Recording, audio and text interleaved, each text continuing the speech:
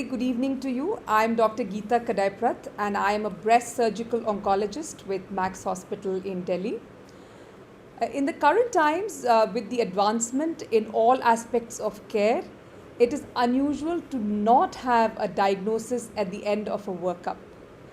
The same holds true for breast cancer, where triple assessment should be the norm.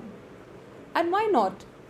When this well-mapped path will allow you to reach a diagnosis in 99.5% cases.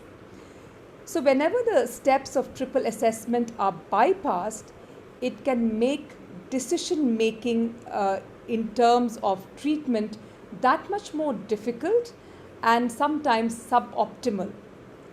As students aspiring to be surgeons or surgical oncologists, you must make this a habit.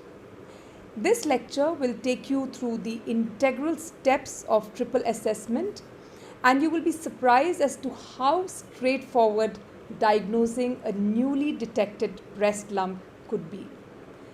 So at Conceptual Surgery, we aim to impart hygiene in thought and also in practice. So there may be simple things which may seem inconsequential, but it is those simple things that will actually shape your career.